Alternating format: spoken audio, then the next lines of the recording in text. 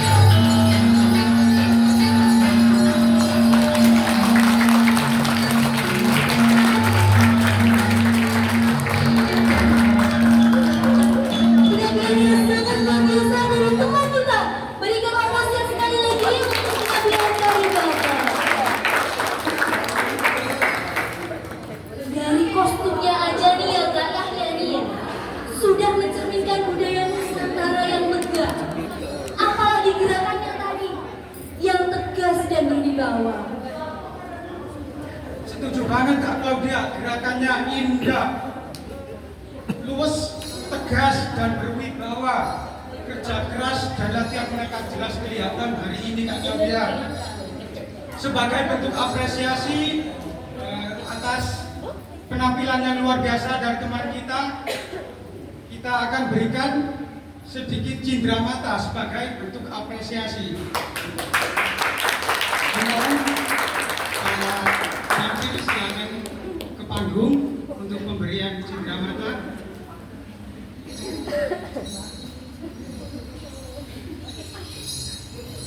Kepada Pak Ibu Rautan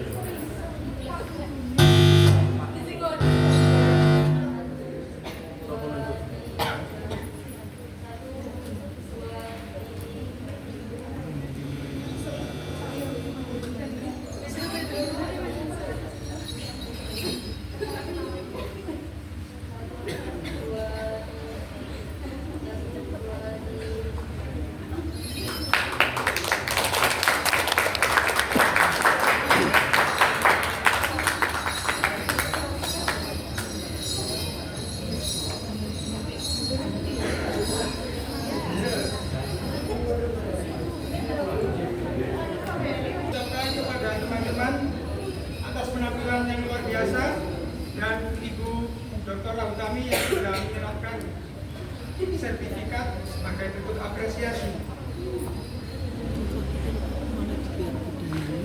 Semoga penampilan tarik ini bisa menjadi pembuka yang membawa energi positif untuk seluruh rangkaian acara kita pada hari ini. Karena setelah ini akan ada penampilan lagi dan lomba menarik lainnya yang gak kalah keren dari ini tadi, Kak. Betul. Jadi tanpa berlama-lama,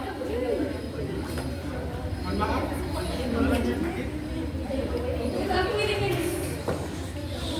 acara berikutnya kita akan menyaksikan storytelling novel Bumi Manusia yang akan disampaikan oleh teman kita Ananda Rodotul Mubarok.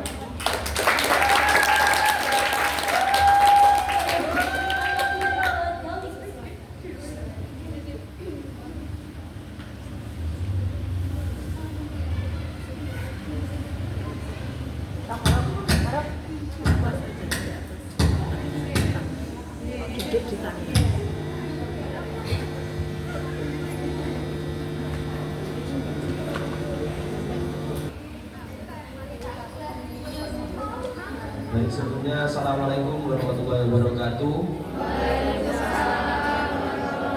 Salam dan salam sejahtera untuk kita semua. Om Swastiastu, Namo Buddhaya, salam kebajikan, rahayu. Sebelumnya saya ucapkan terima kasih kepada Ibu Mami sebagai Kaprodi dan Bapak Ibu dosen sekalian. Saya ucapkan terima kasih juga kepada Ketua Umum HMPS Satrasia, dan saya ucapkan juga kepada Ketua Pelaksana Gebiar Budaya ini. Juga tidak lupa saya ucapkan terima kasih kepada teman-teman yang sudah meluangkan waktunya untuk hadir pada kegiatan kali ini.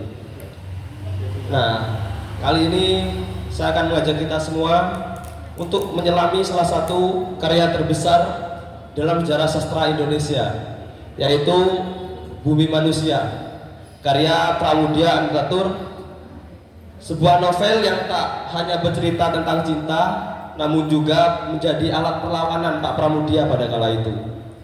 Nah, yang buat novel ini menarik adalah Pak Pram menulis novel ini bukan dari ruang kerja yang nyaman. Pak Pram menulis novel ini ketika beliau menjadi tahanan politik dan diasingkan ke Pulau Buru kala itu. Ia tidak punya akses buku, tidak punya kawanan yang lain. Ia hanya memiliki ingatan yang kuat untuk pembebasan dan untuk kemerdekaan bagi bangsanya sendiri. Novel ini sendiri berlatar belakang Hindia Belanda pada awal abad ke-20-an dan juga akhir abad ke-19. Pusat cerita dalam novel ini ada di Minke, seorang pemuda pribumi terpelajar yang bersekolah di HBS, sekolah elit untuk orang-orang Eropa, dan sebagai anak dari bangsawan Jawa, ia hidup dalam dua dunia yang berbeda, yaitu dunia feodal yang menindas dari dalam dan dunia kolonial yang menindas dari luar. Minke sendiri bukan pemberontak bersenjata. Ia melawan terhadap penindasan, baik itu feodal ataupun kolonial pada kala itu, menggunakan tulisan. Sebab ia percaya bahwa menulis adalah cara untuk tetap eksis bahkan untuk 1000 tahun lagi. Seperti yang ditegaskan dalam bab 2, yaitu orang boleh pandai setinggi langit, tapi selama ia tidak menulis, ia selamanya akan hilang dari sejarah. Disitulah melalui pena, Minke itu menggugat ketidakadilan, melawan segala penindasan, dan mempertanyakan kekuasaan yang selama ini menindas. Serta dari situlah ia mulai membuka mata semua orang.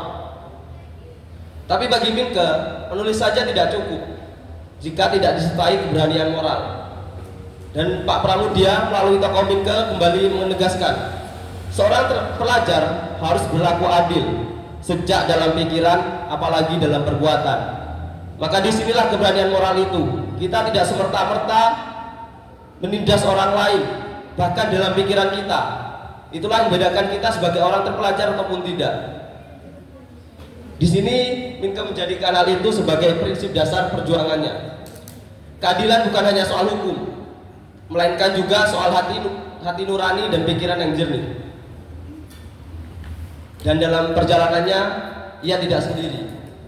Ia jatuh cinta pada sosok Annelies, anak dari seorang nyai, perempuan pribumi yang dianggap tidak sah dalam struktur hukum kolonial.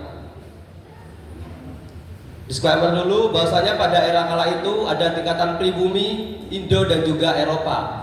Pribumi adalah rakyat asli Indonesia pada masa itu, dan Indo adalah hasil persilangan kawin dari orang pribumi dan orang Eropa, dan juga ada orang Eropa itu sendiri. Dan dalam struktur kolonial, Annelies adalah lambang cinta yang murni. Namun ia juga rapuh oleh sistem yang mendesaknya untuk menghilangkan eksistensinya. Mereka menikah dan sah menurut hukum adat dan hukum Islam pada kala itu. Namun tidak bagi pengadilan putih Eropa. Hukum Belanda menolaknya pada kala itu.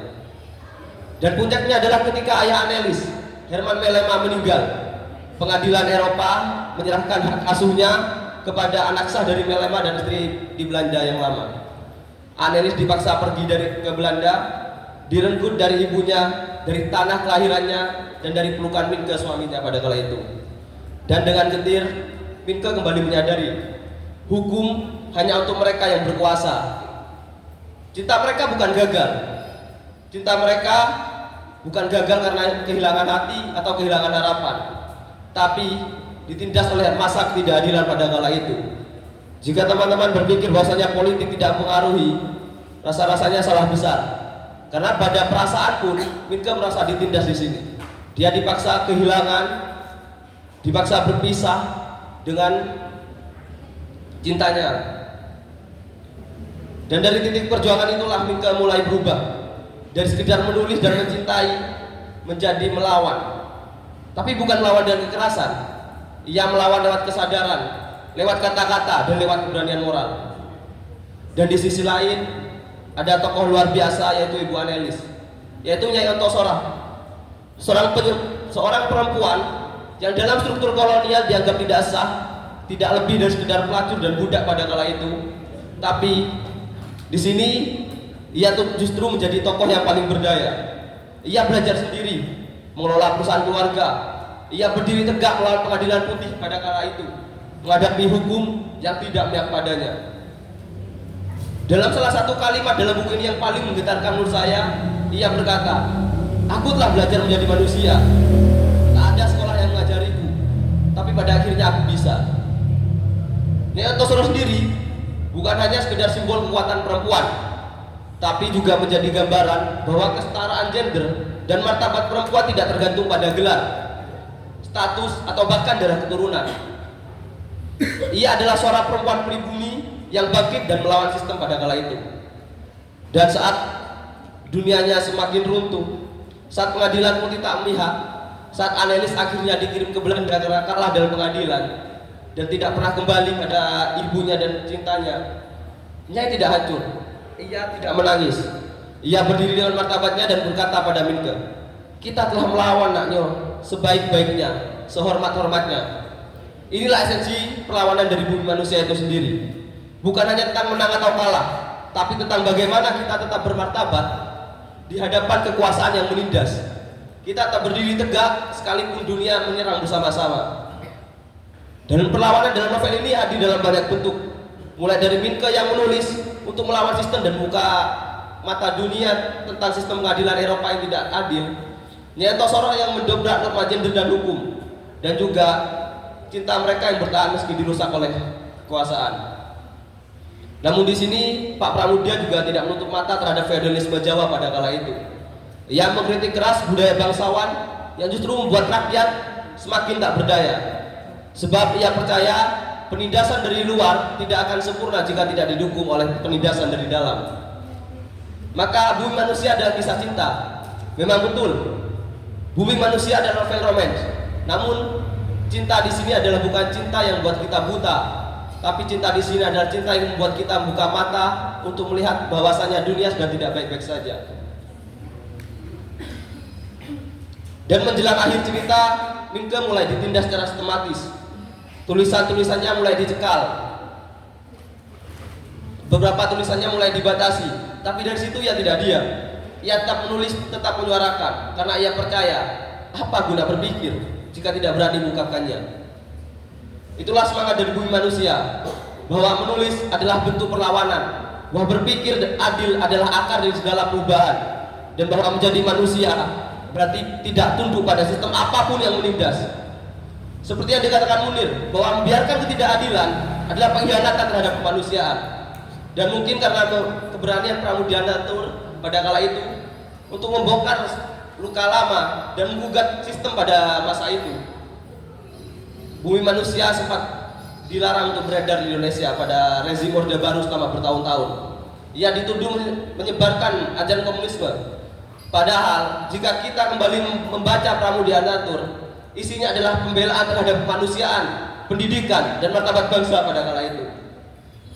Namun justru dari perangan itu kita menjadi tahu bahwa sebuah buku, sebuah tulisan bisa sangat berbahaya bagi kekuasaan jika memang tulisan dan buku itu membuat orang berpikir. Sebab bagi bangsa yang belum berdamai dengan masa lalunya, sebuah kebenaran merupakan sebuah ancaman. Dan kesan saya pribadi dalam baca Bumi Manusia adalah seperti bercermin pada diri kita sendiri, melihat bagaimana cinta, pemikiran, dan perlawanan itu tumbuh dari luka. Dan pesan yang saya ambil bahwa menjadi manusia adalah terus berjuang, meski tidak selalu menang. Tidaknya kita sudah berani bertarung masuk di gelanggang perang. Menjadi manusia adalah tetap menulis, tetap berpikir, dan tetap mencinta sebaik-baiknya, sehormat-hormatnya. Karena seperti katanya Antosoro, kita telah melawan Naknyo sebaik-baiknya, sehormat-hormatnya. Dan seperti yang diingatkan Minke, seorang terpelajar harus berlaku adil dalam pikiran, apalagi perbuatan. Dan berbicara tentang Nyai Antosoro, dalam novel ini saya teringat salah satu quotes dari teman saya yang kurang lebih isinya begini: menjadi perempuan juga harus cerdas, sebab dunia terlalu keras jika hanya mengandalkan paras. Sekian dari saya, terima kasih. Wassalamualaikum warahmatullahi wabarakatuh. Penampilan yang luar biasa, terima kasih Mas Daro. Kita berikan sekali lagi aplaus yang meriah untuk teman kita, Mas Daro. Saya mau tanya-tanya Mas Daro. Saya mau tanya-tanya. Nanti ada hadiahnya, Mas. Bukan dari saya, kan? Coba Mas, saya mau teman-teman dikasih satu pesan dari novel Bumi Manusia yang relevan. Mungkin kalau pesan yang sangat mungkin masih relevan sampai hari ini adalah seperti yang disampaikan Pak Pramudia melalui tokoh Minke, seorang terpelajar harus berlaku adil sejak dalam pikiran, apalagi dalam perbuatan. Jadi kita tidak semerta-merta menghakimi orang lain, Mas. Kita tidak semerta-merta seenak-enaknya. Karena kita punya kekuasaan, kita buat aturan seenak kita tanpa memikirkan orang lain. Seperti itu, Mas.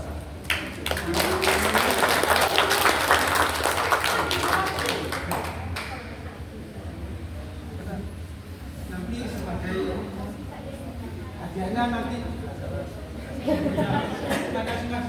Nanti kesini. Penampilan yang keren, Kak Claudia. Keren banget Kak. Saya tadi ya sampai ke bawah suasana. Buku novel yang tuh beliau segini tuh Kak. Bisa dirangkum jadi Bisa satu. dirangkum. Keren banget, keren banget. Pembawaannya juga tenang. Pasti teman-teman, mungkin teman-teman ada yang masih ingat apa pesan yang disampaikan. Silakan dari teman-teman, apa mungkin ada yang masih diingat? Mbak Rod mungkin, Mbak Rodia. Nanti aja, Biar- nanti aja. Biar nanti nggak ngantuk ini. Dari nanti. Oh. Ya, langsung saja Kak, tanpa berlama-lama kita ke acara selanjutnya. Apa ini? Langsung aja Kak. Oke.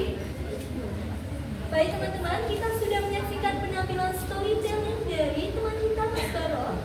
Berikutnya kita lanjut ke rangkaian acara yang gak kalah seru. Gak kalah seru Kak. Kalau seru, acara apa ini Kak? Apa ya kira-kira? Apa? Langsung ke lomba-lomba. Langsung Kak. Ke lomba-lomba.